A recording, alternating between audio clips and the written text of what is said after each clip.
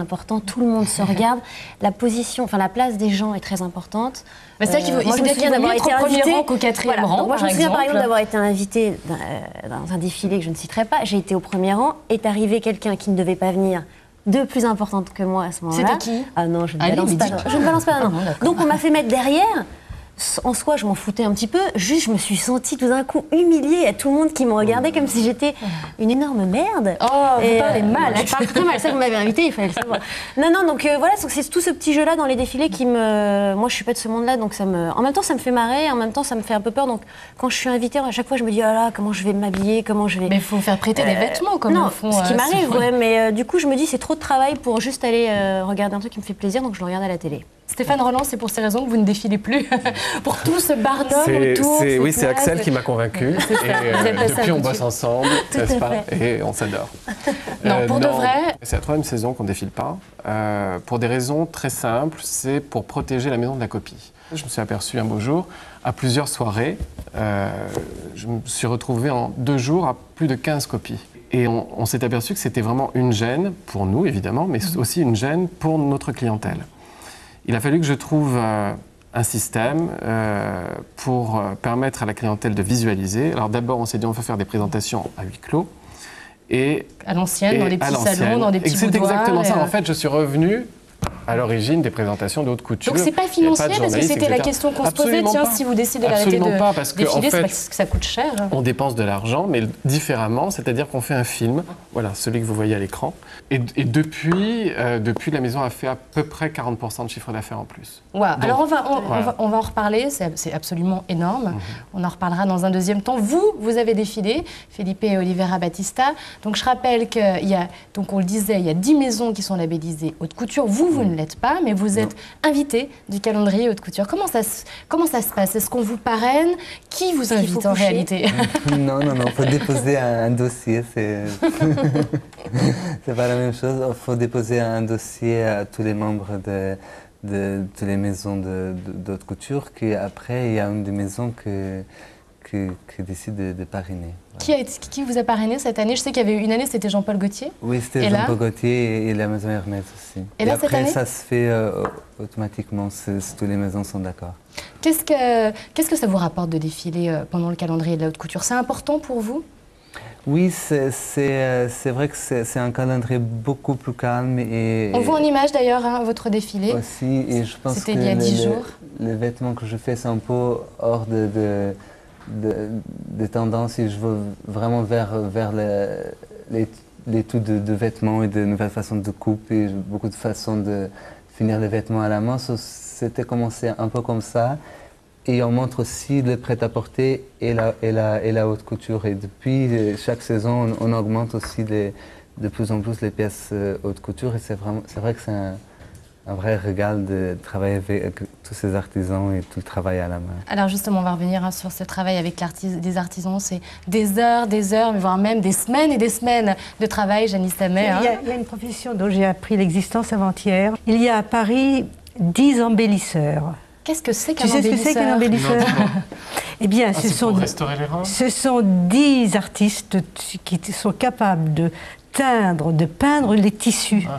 Voilà. Et ben, je crois même que Christian Lacroix va nous l'expliquer dans le sujet qu'on va voir tout de suite. Parce que voilà, on vous a promis des sublimes images. Donc je vous le disais, j'ai suivi les défilés pour vous et rencontré les créateurs. C'est un sujet de Melinda Triana. Il y a 15 jours, les couturiers présentaient leur collection de haute couture à Paris devant un parterre de journalistes triés sur le volet et surtout de clientes très très riches venues repérer des robes qui coûtent très très cher et qui brillent tellement que l'on doit se protéger les yeux. C'est des paillettes, c'est des Swarovski, c'est des choses qui brillent seulement.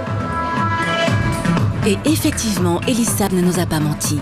Il y en avait de la paillette pour une garde-robe digne des 1000 et une nuits. Car rien n'est jamais assez beau et rien ne brille suffisamment pour les princesses du Moyen-Orient.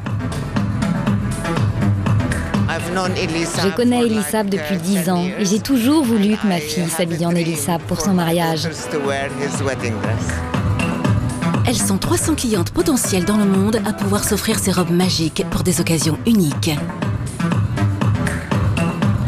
Direction la maison Valentino maintenant. On n'aura pas la chance d'aller dans les backstage cette fois-ci, c'est trop petit. Alors on ira faire un tour côté salle. Ici, c'est un déploiement de toilettes glamour. Normal, c'est lui qui habille toutes les divas hollywoodiennes pour les tapis rouges. Et ça se voit.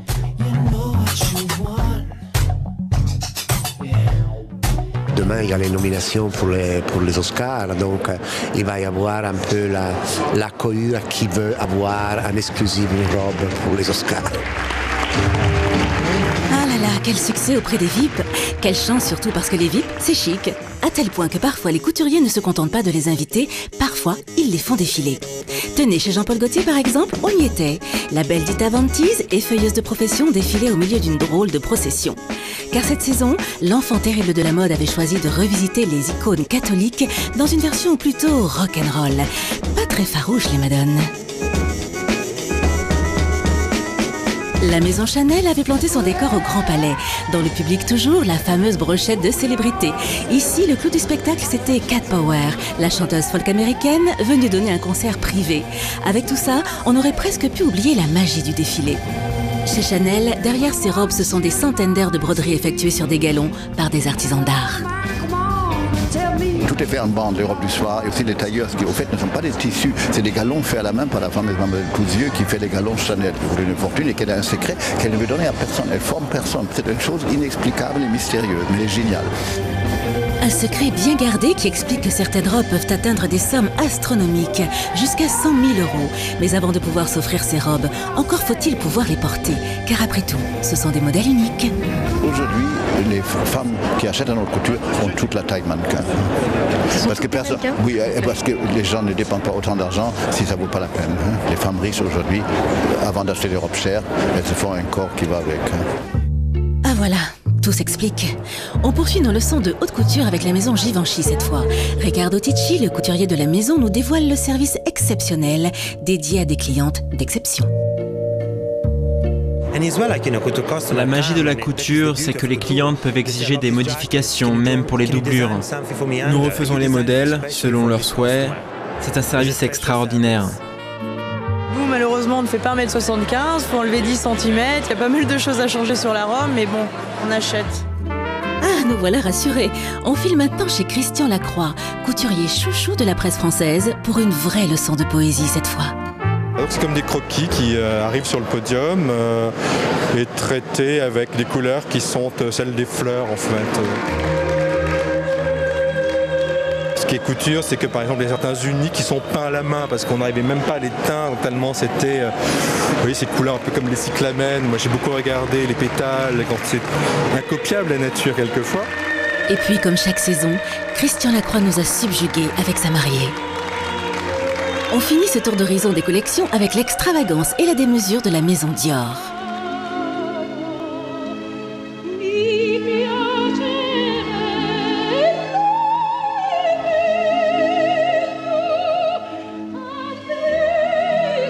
Pour l'occasion, John Galliano rend hommage à l'opéra chinois Madame Butterfly.